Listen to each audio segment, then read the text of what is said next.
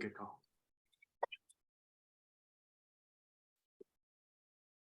All right. Hello, everyone that's coming in. We'll give you just a moment. We've got people trickling in here. I am going to copy in our Google Doc that we use. Great. And yeah, we see people jumping in. That's exciting. Hello, welcome everyone. For those that this is your first time joining us for a webinar, welcome. For those of people that are returning, welcome back. Yes. Okay, I think we are good to get started. So you are in our webinar, creating impactful STEM and robotics content, just in case you weren't sure where you were. So that's where you're at. Here you go, Rusty, it's all you. And I'll jump in and do some introductions here. So as we always do at the start of our webinar, we're always encouraging you guys to reach out to us. We'd love to field and answer any questions you may have. Feel free, you can always email us at info@ubtecheducation.com. And yeah, tag us on social. Visit we're on all the social platforms at UBTECH EDU. And of course, please visit our website. A lot of the information can be found on the website, including future webinars. And that's also where we'll link this recorded webinar. And that's the reminder at the bottom. This webinar is being recorded, and we will send out a link and also a survey. So think about other webinars that you'd like to see in the future, and you let us know your thoughts. Great. So during this webinar, we're going to follow kind of the same trajectory we've done for the past webinars. This is also the last webinar of 2022. So this is going to be a great one. And you'll see we are joined by one of our TAP teachers, Brian, who will kind of take it away in a bit. But first, we'll take some time to remind you or introduce you to the company that we represent, UBTECH and UBTECH Education. From there, we'll also circle around the UKITs and the curriculum. The UKITs are our robotics kits, and then I'll kind of kick it over to Christina, who will introduce a little bit more in-depth info about our curriculum, focusing on our 5E lesson plan model, and then also introducing some things to consider when developing curriculum. And then we'll hear from Brian, who has some really fun things to share. As always, we will save some time for some Q&A. With that being said, if you have any questions along the way, feel free to drop them in the chat or in the Q&A section. So we'll try to answer questions as they come as well. So for those that don't know who I am, that's me, Rusty Nye. I am acting as the Education Product Manager for UBTECH Education. My email's on the screen, and I'm also putting in my handle for LinkedIn. So I do encourage you, if you are on LinkedIn, to connect with me. I like to share a lot of stuff that we're doing. And I'm joined by my colleague, Christina Davis. Christina, if you want to introduce yourself. Sure. Every time I see this picture, I think, how many hair colors ago? So my name is Christina Davis, former elementary educator, now educational specialist here at UBTECH Education. Please feel free to reach out. There's my email, Twitter, LinkedIn. I love to hear from you guys and see what you're doing in the classroom. So feel free to share and tag and all the good things. Great. Excellent. So to kick it off and to remind you who we are as a larger company, UBTECH Robotics is a larger international company where we are one of the leaders in developing robotics and AI advanced products, including products for consumers, for industry, for business as well. You'll see the robot on the left side of my screen, Cruiser, which is handed out as a hospitality robot. Joining on the other side of the screen, Walker, an advanced humanoid robot. And in the center, you'll see our newest product that we're working with, which is a UVC disinfection robot, AddieBot. So our main goal is to bring robotics into the classroom, into business environments to make our lives a lot easier. In terms of UBTECH Education, we are a very specific division of UBTECH Robotics, where we're really focusing on bringing robotics robotics kits into the classroom to prepare students for the future of work. So we develop products and solutions along with curriculum. So Christina and I both have a background in developing classroom curriculum, and Christina really focuses on developing a lot of the stuff that educators have access to. So you'll learn a lot about that in a moment. But Christina, if you want to advance the slide. Yes, Arnell was just letting me know that the chat was disabled, which I didn't even know was a thing. So hopefully everyone can chat with everyone now. So please feel free, tell us where you're from and say hello in the chat. Thanks, Arnell. All right, there you go, Rusty. Excellent. And to also kind of touch on the kits that we're currently working with, we do have a vertically aligned solution to bringing classroom robotics kits to students from various backgrounds. We have this kind of progressional slide, which kind of showcases this vertical alignment approach. We have our UKIT beginner, intermediate, and advanced. And it's kind of like the name tells, these kits kind of scale upon each other by adding more pieces and adding more complexity with the kits. For our beginner intermediate, the students can build and assemble robots. These are all engineering-based kits, and they can program them using a mobile compatible app using drag and drop block-based environments, and then scaling up to the advanced. My favorite kit for sure, and also the kit that Brian currently is working with. This kit also has a browser-based programming environment where the students can build and assemble their robots and then program them using drag and drop block-based coding, or also through the Arduino IDE or through a dual programming environment through our platform UCode. So I know that may be a kind of a lot to saturate, definitely a lot throwing at you at once. But if you guys have any questions about our UKits, I of course love to talk about them. So definitely feel free to reach out. But with that being said, I am going to throw it back over to Christina to kind of focus on the main bulk of this webinar today. Perfect. So I'm going to stay on this slide for just a moment since we're talking about curriculum today and lesson planning and creating lessons. So just a heads up on our 3 kits here. Our beginner kit, we have curriculum centered around NGSS standards for grades 3 through 5. We also have AI Foundations curriculum and Beyond the Classroom, which is kind of like a camp before after school curriculum focused on engineering design, just for that kit. Then if you go to intermediate, also AI, also Beyond the Classroom, and then we have NGSS curriculum around grades 3 through 8. And then when you go to the UKIT Advanced, we have NGSS curriculum around grades 6 through 8. We've got a circuitry unit that is geared for 6+, can go into high school with breadboards and all that jazz.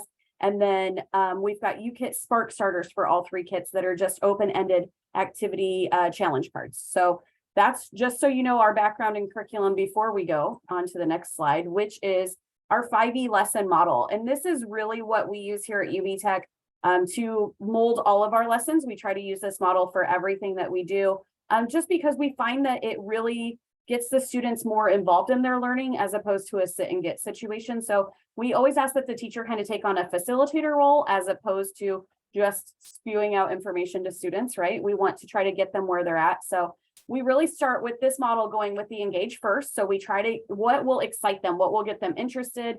What assesses their prior knowledge of the topic, or just getting them to engage in the topic in general. And then we go into explore, where we always try to do hands-on activities here, either exploring some sort of connection to our main topic or the main topic itself. And then we go on to having the students explain, what do they know so far? What are they, what connections are they making with this content? Can they start answering that driving question for the lesson? And then we go into elaborate, where we invite them to apply all they've learned so far into another hands-on project. This could be a presentation. It could be just building on what they've done in the explore, but really just building up. How can we bring in new knowledge and their knowledge that they've been doing, learning so far for this topic? And then evaluate, right? We need to find out, did they learn anything or not? Whether you're doing standards or even if you're not doing standards, right? Did they understand what was being presented? So this could be formal assessments, informal assessments, student self-assessments like reflection rubrics, and did I understand the topic, did I not? So That's just kind of how we base all of our stuff. And in the Google Doc that I'm going to reshare one more time, because we've had some people join since I shared it the first time. In this Google Doc, we have links in here that you could get on and register for our curriculum. You can view samples of it. We also have a link in there to the curriculum page. So anything you want to know about our curriculum, feel free, reach out, ask questions. We're happy to share it. And then I'm just going to kind of talk to you about our process here at UBTECH. And as I was putting this together, and I told Rusty and I told Brian, we don't actually go about this in any one way. It kind of just depends either on the topic or the type of curriculum. Like we've kind of done some different things. So here are some things I would recommend as someone who's written curriculum for the last couple of years, things to consider. So first, if you're focused on standards, right, trying to meet those standards for state testing and whatnot, what are you trying to support or cover, right? Are you trying to just enforce a standard, reinforce? Are you introducing the standard? Are you trying to cover the standard in full? Like, do they need to master it by the end of this? So really trying to focus in on those standards. If you're not doing standards, and if you've got hands-on products like we do, sometimes we go, well, what build would be a good fit to cover this topic or cover these standards? So we might look at, you know, if we're doing something around force and motion, maybe the golf club robot would be good for that. So we try to not only just focus on standards, but what do we have that we can offer to support that? And then sometimes it's an activity. What are some fun activities you like to do, and how can you get that into your lesson to tie back to those topics that you need to cover with students? Is there something fun that you do that maybe they see as more of a game, but could be considered a great engagement activity or maybe a good reflection activity? So what can you do, and how can you incorporate that topic that you need to cover? What are some other activities that you could incorporate that could tie back? So this is like, I'm going to not think of a good, okay, so the robotic arm. So we do the robotic arm in the advanced kit. And we started with, it looks like an arm, right? And it can grab. So our main topics were all those like health, life science type topics about like the muscles and how your arm works. And then we went into like friction, like when you hold an object, you know, what's needed as you grip an object, and gravity and everything, mass that goes into that as you pick something up. And then from there, we went to prosthetics, because prosthetics can go with an arm and you can prototype a prosthetic. And so it just kind of snowballed into all these different ideas of things that we could tie around that one build. So don't narrow it down so tight is my best recommendation. Like, what can you bring in either from other subject areas or just other areas, maybe in the real world, right? Prosthetics would be one of them, and advancement in technology. And how else could you tie things in that maybe you wouldn't think about tying into that particular subject? And Brian's going to have some great ideas for you here in just a little bit, as well as you learn about his background. So then this goes into the next one. How can you make it cross-curricular? How can you either bring in those other subject areas, or how can you work with those other subject area teachers to do a combined project? Or you know, like if you're doing, so for the for the robotic arm, the students prototype a prosthetic. So along with that, could they maybe like work on creating an ad for that with another teacher? Or could they work on writing up like some commercial that could go with their product? Or just so many different things that you could add in there. The golf club one is always nice because you can always measure distance, right? So how can you bring that math in there? And can you maybe work with the math teacher on when they're teaching centimeters, then you're also doing centimeters for your measuring, and kind of reinforcing those together. Something else to keep in mind is, what previous knowledge do my students need to know, and how can we review this information or introduce it if they don't already have it, right? You don't want to just throw something at them that they have no personal connection with, no background, without having something to bridge that gap. So do keep that in mind. And then how can you get their attention? How can you make it fun? What are some activities that maybe, you know, don't get you to the final product right away, but help those students along the way really engage with the topic and make that connection of, oh, I did this in this classroom and this is what it was about. And they get excited and they go home and talk about it, right? Those are things you want. And lastly, because everybody has testing these days, right? State, national, whatever.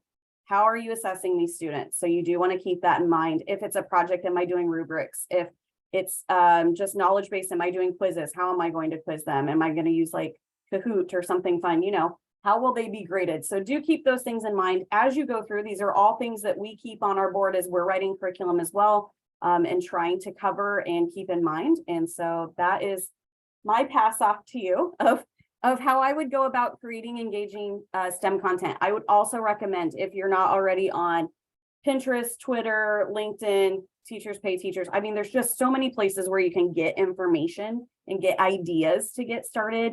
Join a PLN. There's a lot of groups on Facebook, teacher groups on Facebook that you can join. Follow fantastic teachers, our TAP teachers like Brian.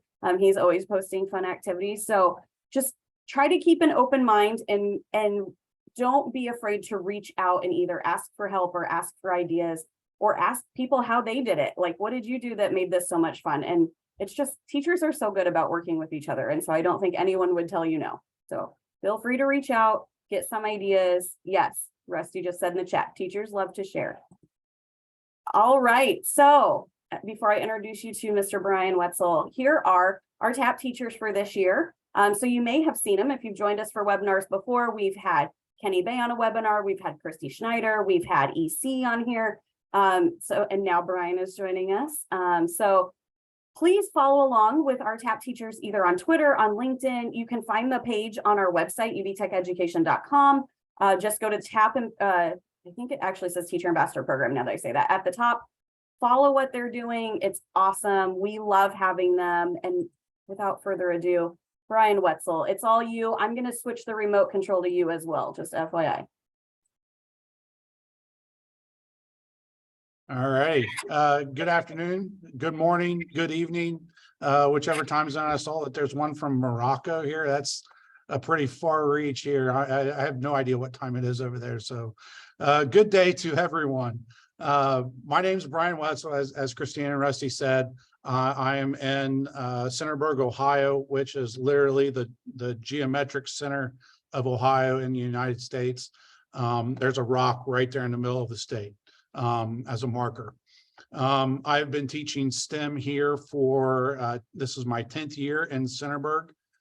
And Christine, oh, there we go. All right, I wasn't 100% sure if it didn't seem like it was switching over, but this is my 10th year at Centerburg, teaching high school STEM. And this year I'm also teaching some middle school STEM classes, but it's actually my 18th year overall. My first 7 years were in middle school mathematics. And honestly, that's kind of where the whole ball started getting rolling on me working with UBTECH and, just working with robotics in general. As I said, I'm a teacher ambassador. This is my 2nd year of the program, and it's been such a great experience. I don't know what the future holds for the TAP program, but anybody interested, I recommend you reach out. They've been awesome to work with over these past couple of years. I'm also, very much into 3D printing and just using technology in general. And I'll also throw a plug out there for the CSTA of Ohio, Computer Science Teachers Association. We always invite people to join their local chapters of Computer Science Teachers Association. So I've been the treasurer for the past several years and for the Ohio chapter. So when it comes to how I got started with robotics and just STEM in general, like I said, it really started with me teaching mathematics. And I was really one of those teachers that really from the get-go, just because of my interests starting, growing up, I've always just been fascinated with technology. So integrating it into my math curriculum with smart boards and various other, types of technology that were available at the time, that just really got me thinking about how technology transforms or has the potential to transform learning. And so that's what I pursued my higher education with in my graduate degree. Once I finished that up, transitioning not so much away from mathematics, but transitioning into a broader scope of STEM related topics and STEM related courses was just a very natural transition for me. And as I was creating stuff for, different STEM classes, at first it was just basic computer applications. And then that's when I transitioned over to high school curriculum at Centerburg, where, like I said, I still am teaching stuff like Photoshop and teaching, more computer application-based classes, coding-based classes, engineering-based classes. It really kind of re-emphasized how much I believe in having hands-on projects and working with things that students can actually hold. And I think they take a little bit more ownership of those projects, and kind of the look what I made type idea. But also it really kind of made me think about how students are never really taught how to fail. And that's kind of a weird thing to say as a teacher, but as the one picture right here, I've really lived by that mantra of first attempt in learning, and that's what FAIL stands for. And so many students come to a roadblock and they think that it really comes from it, that they don't understand anything about their project or about the content. And I always revert back to the idea that you don't, if you get something wrong, if you make a mistake when it gets to coding, which I'll touch on again here in a minute, if you make a mistake, that shouldn't necessarily be considered a failure. All right, we all learn a little bit better through failure, and I teach us from day one that failure only happens in the absence of redesign. Right? If once you're satisfied with that failure, that's when failure occurs. And students, I think, really pick up on that idea that, okay, let's see where the mistake happened. Let's go back to the drawing board. Let's think of different ideas, whatever the case may be. Right? Let's just see where the mistake happened. And so, like I said, that learning how to fail was really pushed into a lot of my classes. I don't know, Brian, if you're like this, but at least in high school, because I didn't deal with high school, but in elementary, I was always that teacher that never put up what the final project should look like. And my poor kids would constantly be like, theirs is different than mine. And is this what it's supposed to look like? And I'm like, it's your project. Like, how do you feel about it? Is this what you want to present? Is this the best option? Like it's hard to get them out of that mindset of it needs to look cookie cutter like everybody else's. I am so glad you say that, because I hear a lot of people say it this way, and when I changed to a more project-based, open-ended type of approach to many of my classes, I've seen so much of paralysis by choice. And there's so many options out there in terms of how they could display their learning, or how they can make this, or what they can do to fulfill this requirement. When there's so many choices out there, I see so many students out there like, oh my gosh, like, what, just tell me what you want. And I'm like, well, I want you to do what you want to do. You tell me what that looks like. And it takes them, once they get started, it's great, but it takes them so much longer to get started because they think there is one specific answer. And with robotics in general, and STEM and all of these project-based learning opportunities, there can't be just one single answer. Right. Welcome to life.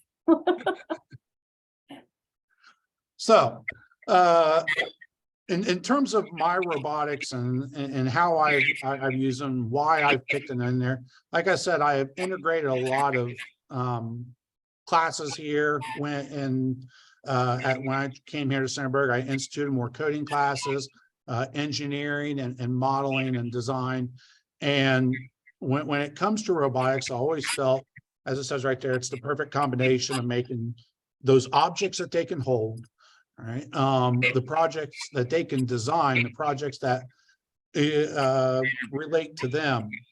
They were mentioning the UKITs, and by themselves, the UKIT Advanced has like, what, 38 different models, right, that are pre-programmed, that have a very wide spectrum to them in terms of how they function and what they would function for in a real life setting.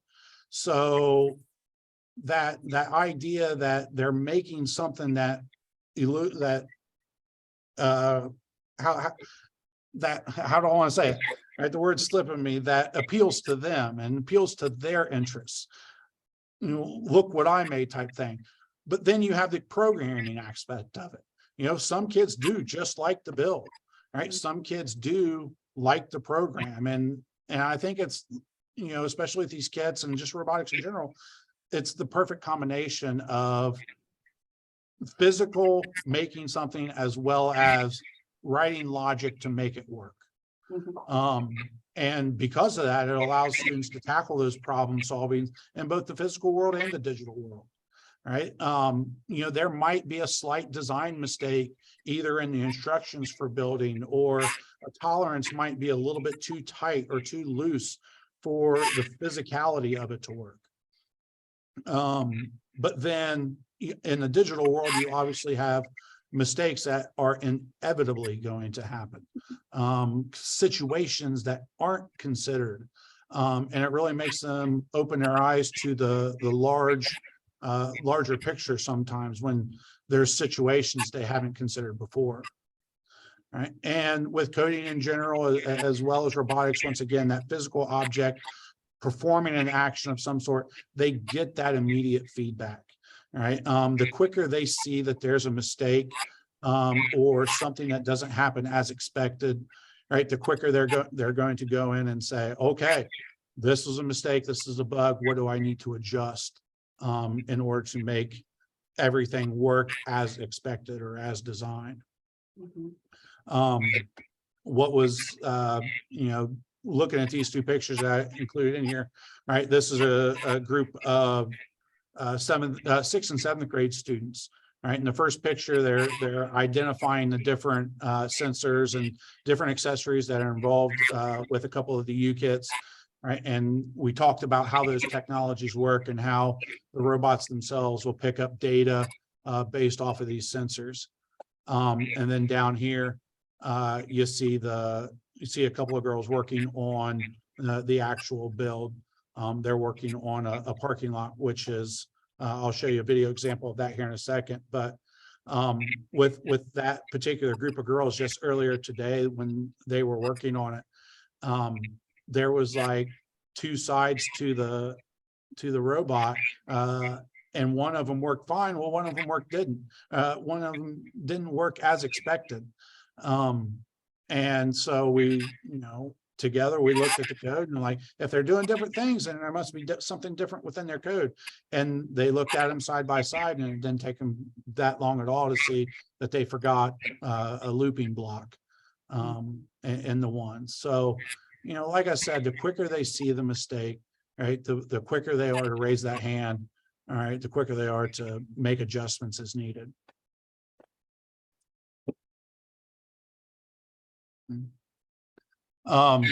With these next couple of pictures, and Christina, correct me if I'm wrong, if I click on this link, will it open up just so I can?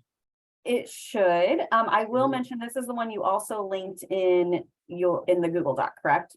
Yep. Okay. Cool. Everyone that's on, you'll have to let me know if I actually picked the browser or just the slideshow. So if you can't see that we switched over to an advanced 5E lesson, please let me know. Otherwise, go ahead, Brian. All right. So this is one that, you know, I did a big manufacturing project a couple of summers ago, and I wrote some curriculum for that. I took a lot of the principles of that to build, you know, integrate robotics into it a little bit more often. And you know, the reason being is because so much of our manufacturing these days is done through automated processes. So I thought that was a good real world situation where students could look at how things are processed and the philosophies behind manufacturing, and then use that, all right, in the build to something to replicate manufacturing processes or something that could aid in the manufacturing process. So as Christina mentioned earlier, with the idea of this 5E lesson plan, all right, you know, there's several different things, a couple pages of different resources right, that I put in here, right? But once again, the idea behind it was focusing on, as you can see right here, the 5 different paradigms or philosophies, right, to manufacturing. And, you know, I thought this would be a good opportunity to just, once again, go through how these were developed and how different manufacturers apply these different principles to whatever it is they make. And then we talk about the historical aspect of it, and then kind of go into that build phase. So just to kind of hit some of the points of this, the engage, right? I didn't think there's a better example of showing how it's made videos, all right, to these students, because ultimately they see those robotics, you know, those automated processes in action, right? And I just, there's thousands of them on YouTube, as you can imagine, but just a simple one like bowling balls, all right, is the one that I picked, but you could really do anything. And I think some of those are really cool in terms of how just ordinary everyday objects are. And it really kind of brings the students, you know, creativity out, and just they're thinking about how these processes are implemented, right? And then in the explore area of this, you know, once again, we're talking about the historical aspect of it, you know, how these plans were developed, how these philosophies developed over time. And then, you know, for the different activity, all right, by the end of everything that's, you know, within those, right, they should be able to explain what those 5 paradigms are and how different companies promote those styles.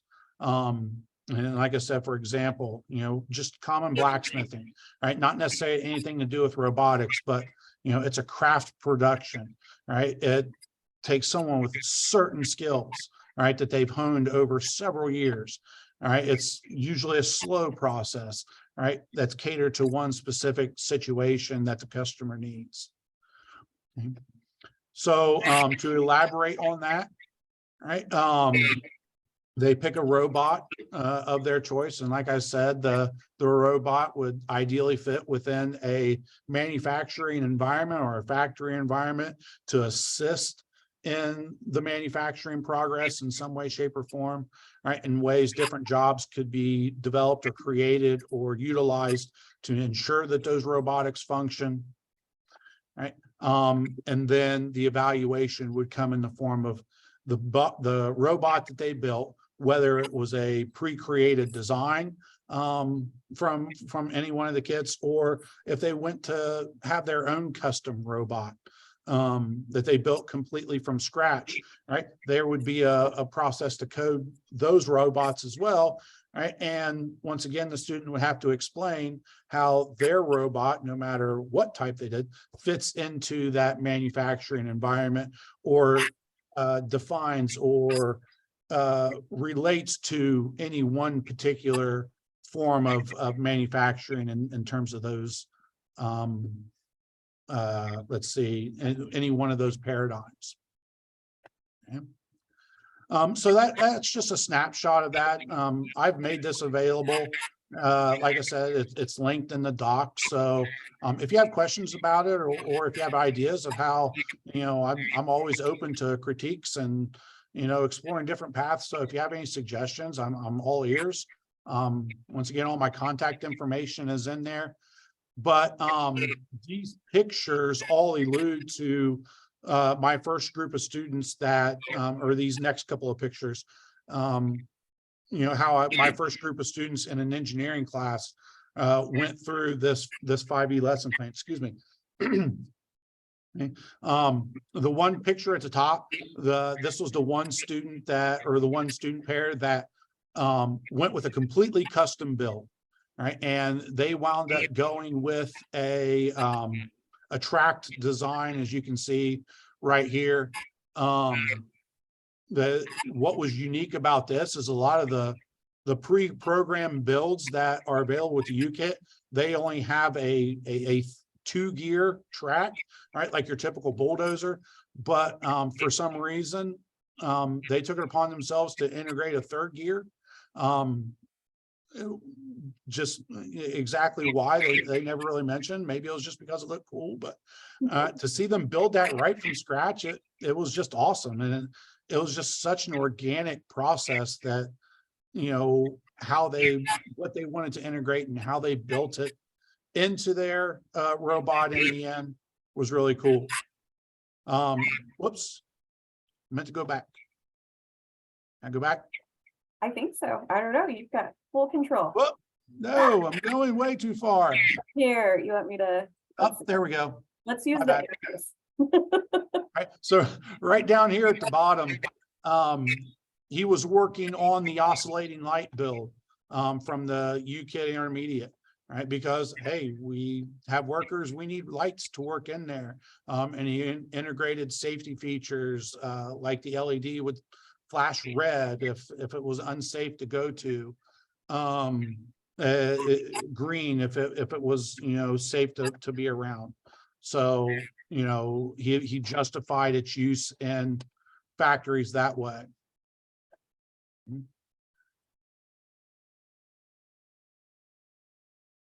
Right.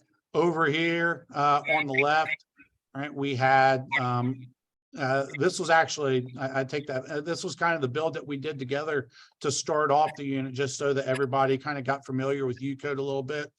But they were picking up paper balls and trying to transport them from one side of the robot to the other. You know, once again, working with the servo motors to just, you know, make the action happen, you know, just pick up things, move it around. This one actually rotates as well, 360 degrees. So not only just flips over, but once again, it just kind of, you know, exposed them to it, right, to get the ball rolling. But Christina said something earlier too, as she was wrapping up, that I think can be said from multiple points of view in terms of you can't be too narrow focused on how they will show what they know. And when we're finishing up, right, these are examples of the either pre-built or custom robots that group of students, or those, I had about 6 groups of students in that particular class. But, you know, I have this, you know, 5 to 10 page 5E lesson plan of activities and stuff that I really tried to, you know, focus to make it as fun as possible and to make it as engaging as possible and meaningful. All right. But you never know when the students are going to kind of take it in another direction. And what wound up happening is they almost turned the middle of my classroom into an arena. And I won't say that they were trying to battle bot each other to the robotic death, but they were just really trying to one up each other and, you know, knock each other off balance. And at first it was definitely something that was off topic and steered us away from everywhere that my 5E lesson plan was intended to go. Right. But that being said, after one class period, it came to be, well, I'm going to one up that other person. And they took their bot out of the arena and looked for some way to improve it. This was the one, like I said earlier, that made the 3-geared track. They wound up putting like the little green pegs on the tracks, which are usually meant to join the pieces together.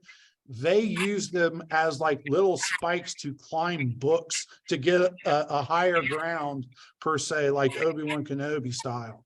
But I mean, they kept trying to take it back and improve upon it for the sheer purpose of beating them in the quote unquote arena. And once again, after several, you know, at various points of time of getting them back into the manufacturing world, right, and letting them venture back into this world, it was really effective just to see how the problem solving started all over again every single time that they quote unquote got one up, because they really took their bot back in some way, shape, or form and tried to improve it. And even, some people that, weren't so much trying to improve, right? What most, if not all of the groups did was if they built a pre-created robot, they tried to do something above and beyond what those instructions did. They tried to add, an extra feature, a loader or an extra servo in there to, give it four-wheel drive turning, just anything and everything that they could think of to go beyond what the model was. And then obviously you have the coding aspect that comes into that, which presents a whole bunch of different kinds of problems that are meant to solve.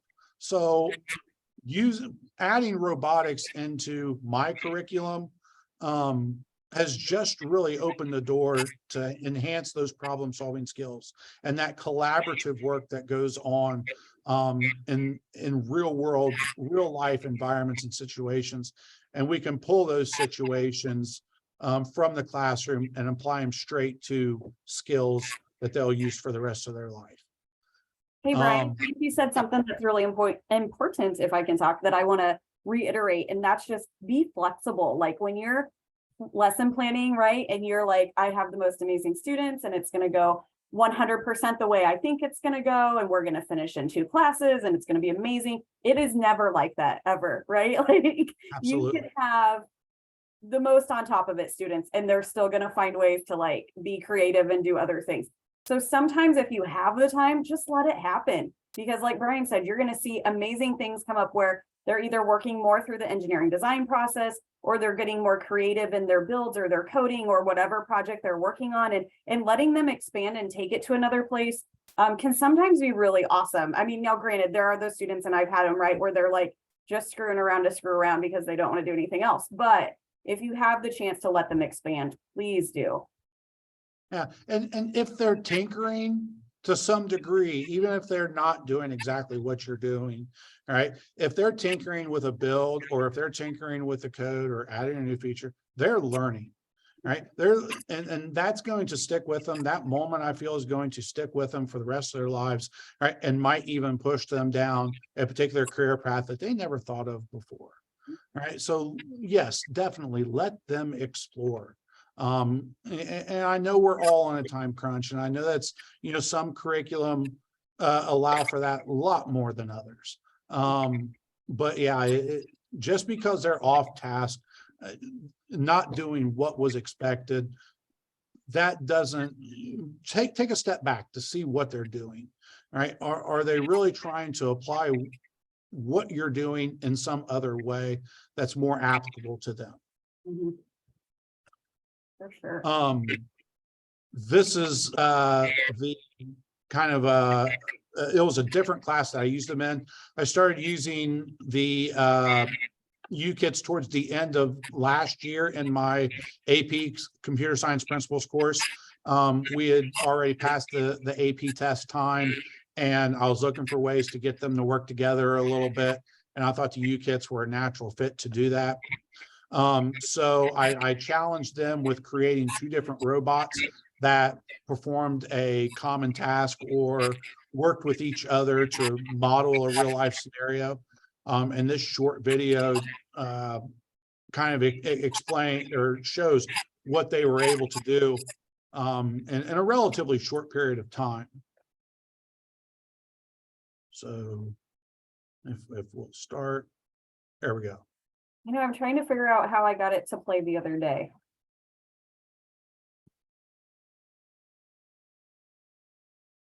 Let me see if I can get it to open in another window, because I think that's how I got it to play. Yeah, I think so. Or did we do this? Let's see. Technology is always great until it doesn't work. Oh, I don't know if it's going to work. Is there a way we can link it in the Google Doc, Brian? I can get that. Yeah, I will put that in there as soon as we wrap up, or when one of you guys want to take over. But can we see? Yeah, if we can hold it right there, you can see the one student setting down the track robot down here, and on the front of it, it has an infrared sensor that's able to detect distances in front of it obviously it doesn't do that automatically. So it took a good bit of coding to, ensure that it's sensing things in front of it. Well, the other student created a simplified version of the parking lot, and it has the gate right here. So, I'm sure most of us, if not all of us, have pulled up to a parking gate before. The idea is that this sensor will sense the gate is closed, right? Bring the tracked robot to a stop, so to prevent it from running into it, right? But then on the second robot, and I'm not sure if you can see my mouse, but right here, this white box right near the gate, it's also an infrared sensor. Right now, it keeps the gate closed because there's nothing in front of it.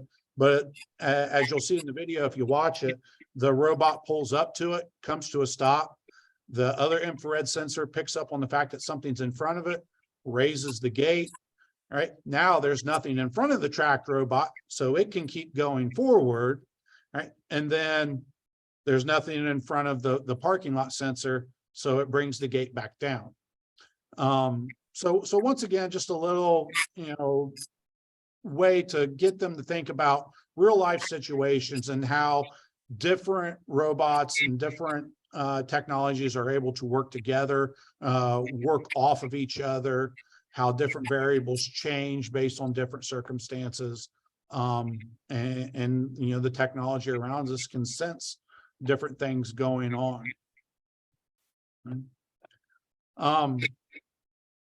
If I can go on to the next one. All right, right before I get into this one other one, because we mentioned cross-curricular as well. Last year, I was asked to come back into the mathematics classroom and teach one of our mathematics classes at Centerburg. And one thing that I did with those students is we were talking about manufacturers discounts and trade discounts and how manufacturers sell to retailers. And one thing that we did to wrap that one up is I had them fill out a Google form on a robot that they would like to buy. And what I did behind the scenes is once they submitted that, picked the robot and submitted the form, it automatically generated a spreadsheet invoice that was automatically emailed to them. And so using what we learned with the trade discounts between manufacturers and retailers and shipping terms and all the stuff that we covered in that chapter, they used the spreadsheet to calculate the list. Well, the list price was given, but then based on the robot, it had different trade discounts that were deducted. There was bulk discounts applied if they had a certain quantity above or below something. They had shipping terms in terms of where it was coming from. There was cash discounts if they paid their invoices on time. What would the overall price be? So I used the robots to just as kind of a visual example of people purchasing things from manufacturers, right, to calculate the different costs that go into it. And then we took a day, because it was right before Christmas, to a couple of days to just go through bills for a few of the students that wanted to. They built a robot of their choice and worked through some of the coding of it too. Just as like a short extension for those that were interested. I gave the other students opportunity to catch on missing work and stuff. So, I took into account that, this might not be everybody's cup of tea, right? They didn't necessarily get into a math class to do coding, but, I knew that there were students in there that were aligned with that. So I gave them that opportunity. And like I said, when you can fit those things in, definitely take a look into it. Right. As far as where I go, and this is, where I'm kind of wrap up, looking into the future. I did have a kind of an elective offering problem come up. And long story short, I'm not sure how good we are on time. Sometimes I talk a lot and I don't realize how long I have been talking. You're just fine. You're good. I'm good. So one problem I came up with, like I said earlier, I teach an engineering class, And because of a number of different problems with scheduling and student desires and the way students wanted to try to pick some different classes, and just a whole bunch of different variables that passed up. While I had a handful of kids try to sign up for my engineering class, I literally only had one kid get into it. And if you've ever taught an engineering class, I think we can all agree that engineering is not for one kid, right? There was such a collaborative nature to that particular class that I really had to drop back and punt and think about different things. Because like I said, my classes are small to begin with, right? My school is very rural. We're only graduating about 85 kids per class. So all of my classes are really small, but teaching engineering to one kid, I just couldn't justify that. So I went to my administrators and they immediately jumped aboard this idea that I could take and kind of create a new class. And with what's available with the UKITs and other robots in general, because I worked with Spheros and there was another one. Spheres are the ones that are coming to mind. Other UBTECH products, GMU robots, before I got involved with the UKIT. So I had a couple of robotics kits on hand, and then I got involved with the UKITs. Right, so I kind of wanted to think about pilot or doing a class completely revolving around these kits in different situations, and really looking and exploring a full semester curriculum, developing one centered around these kits and other types of robots as well. So I went with them with the idea of basically dropping the engineering class for this year and creating a class based on robotics and looking at how robotics can work. So what I did for this year, and kind of got all of the paperwork and worked out, and I kind of poached some kids or engaged some kids that had different study halls, and a couple of them that had some situations that we could work around to take a small group of kids and pilot a class to teach robotics to them, using the different resources that I have. And so I've been working on creating, this type of work. And I offered it to students in 8th through 12th grades. And I might see if there's, throw out a few more interest forms to see if any other students would be interested in maybe switching an elective or whatnot for next semester. I want to keep it small, just because I don't know if we've mentioned this yet, but I really think the kits work best with groups of 1 to 2 students. I think if you have 3, it's okay. 4 to 5 kids, they're really going to need to trade it off. They're really going to need to have assigned roles.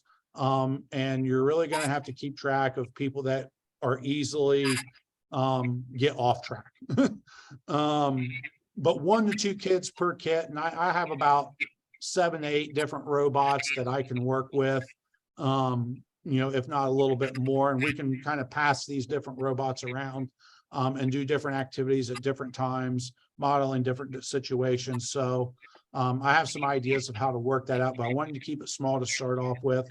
But then moving forward, if this picks up steam, right, to offer it more as a reoccurring elective each year that students could sign up for, rather than just kind of hand picking and engaging different students for different reasons, to offer it in future years.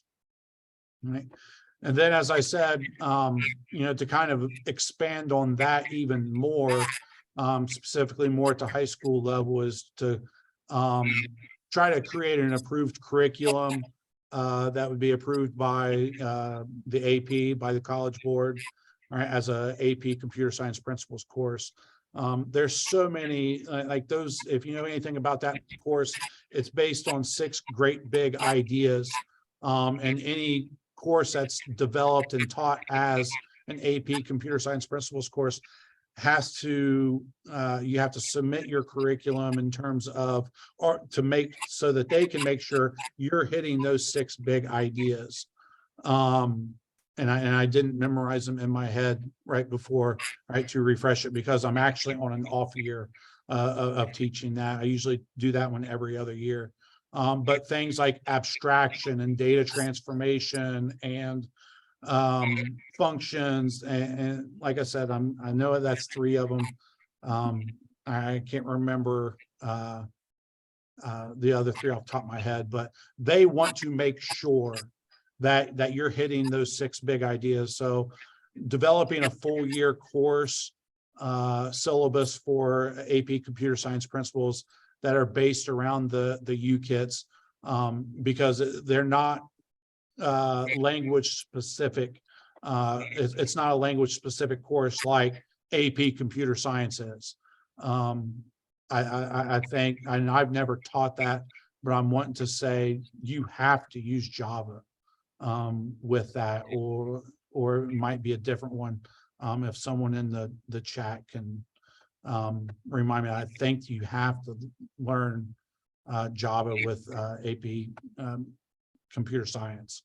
And that's what the AP Computer Science test goes on. But the principles course was meant to just broaden the idea of how technology is used and integrated into everyday real life. So I'm really kind of looking into developing a full course in that respect too. So that's where I'm looking to go. That's perfect. I think trying to figure out this remote control thing. That has to be so hard to like just come up with your own stuff for the 6 topics without like a path for hands-on, or a path, like just, hey, build whatever you want. That's a lot to do. So kudos to you for going through and creating a whole course on your own. Working on it. It's and just like we've said with other things, I can't ever expect that course will work out 100% right the first time. All right, and different elements, different activities, all right, would be reflected upon. I think it's very important that at the end, just like our students are revising and problem solving and collaborating, I think it's important that we as teachers do exactly the same thing with our lessons. We look at the good things, we look at the bad things, we look at how can I adjust this to account for this deficiency.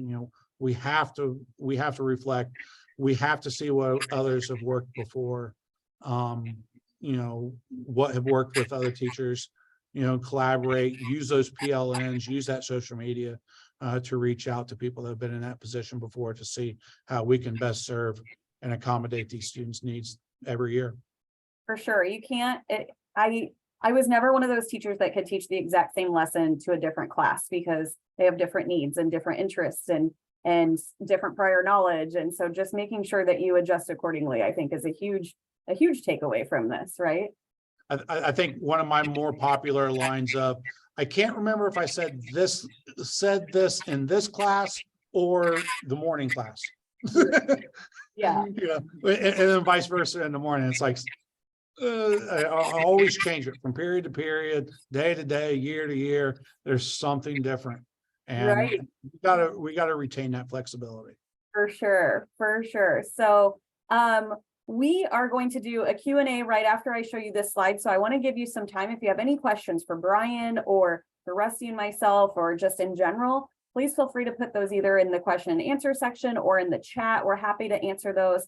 While we're going in between that, I just want you to know that we have support here at UBTECH Education. So if you're looking to learn more about AI, or you're looking to incorporate robotics in your classroom, or anything that you would like to help on, please reach out to us. We do offer professional services and like to help you in any way that we can, whether that's coding or building or whatnot. Setting up lessons, we help with lesson planning as well. So we're going to do a little Q&A with Brian here.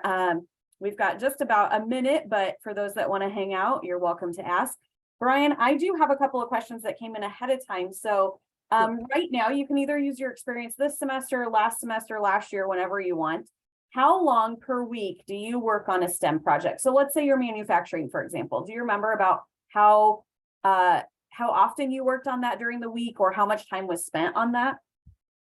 So as a high school teacher, I have 9 periods a day. And our schedule has stayed pretty consistent for all the years that I've been here. So we have 9 periods a day. Each class period is about 42 minutes. So I think with any robotics project, right, and it doesn't matter which age group I'm working with. Like I said, I'm using it with middle schoolers this year.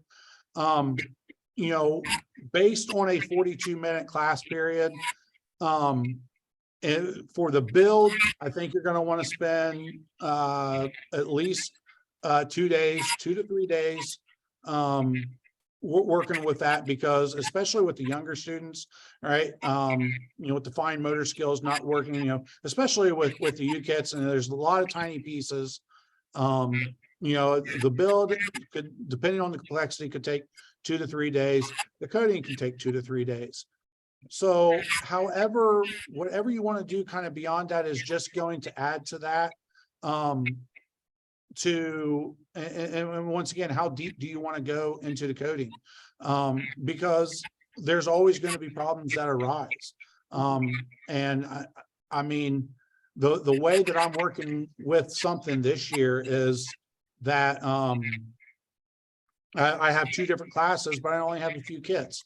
So I kind of carved out 2 weeks for one class to work with.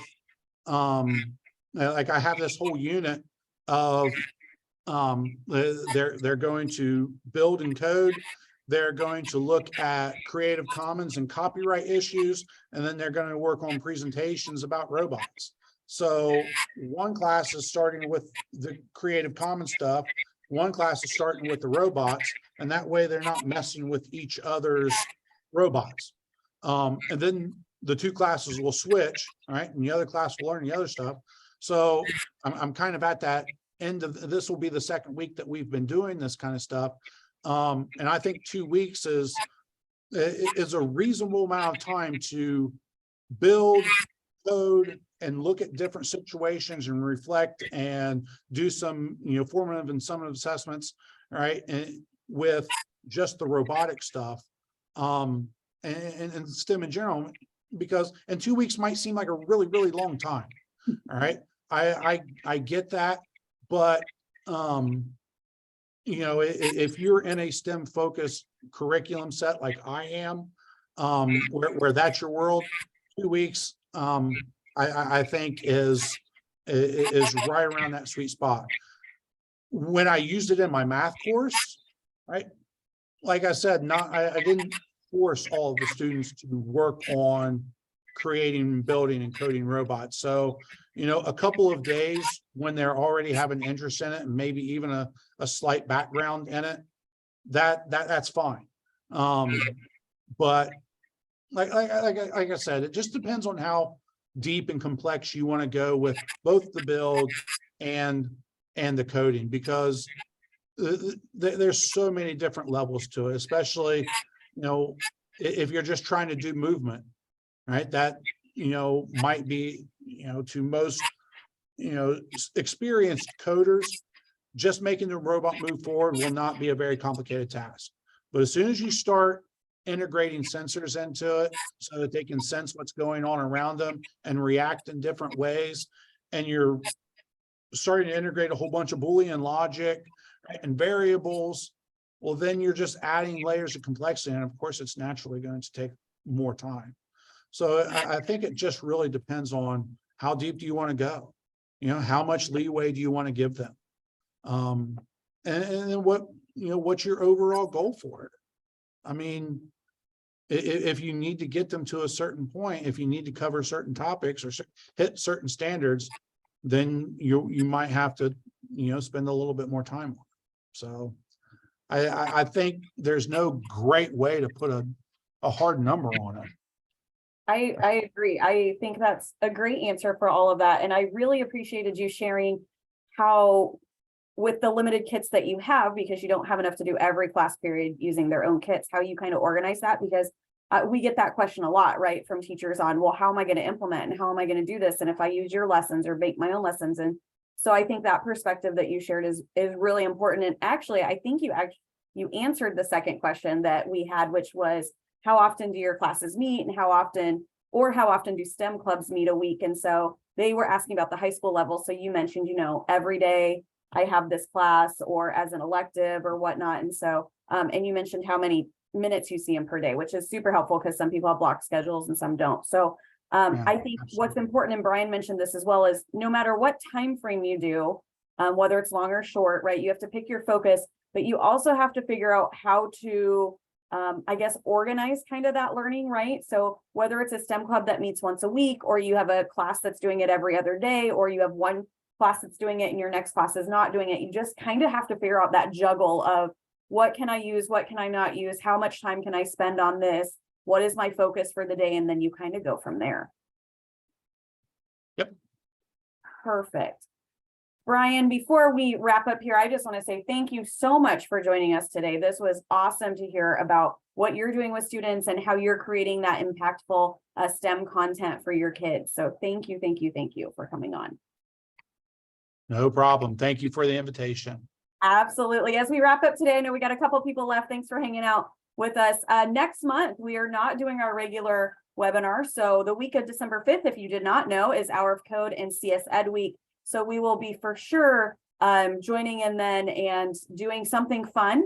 So we've got some stuff in the works. I don't want to share it yet, but you will see stuff from us. So please follow us and we'll let you know what we're doing. If you're on our webinar email list, you will get an email about it as well. And then, as we said earlier, see, my mouse is like super jumpy today, honestly, I tell you. So please connect with us. So you can email us. If you want to email Rest Your Eye, remember ours is at the beginning of the PowerPoint. Also, Brian's email is on the Google Doc as well. So social media platforms, you can reach out to us. You can find our website. Remember, this will be recorded. You'll get a copy of it. If you want to pause it and write down our emails tomorrow, you can do that too. But you'll also get a survey. Please let us know what you thought of this webinar, and not only what you thought of this one, but what we can do in the future to either meet topics that you'd like, or change the format. If there's any feedback you have, former teachers, we love to hear, like, what can we do to make this better? So please reach out to us, touch base with us, let us know how things are going. And Brian put in the chat, so lucky for you guys that hung out for a little bit longer, you got that Google Drive video of his robot running, and we will also add that for those that are watching the recording. We will add that to the Google Doc as well, so that you can reference that later. But thank you so much for hanging out with us today. We really appreciate you again, Brian. I can't say that enough. And thanks for those that hung out, and we will see you next month for Hour of Code. Have a great rest of your day. Have a great day, everybody.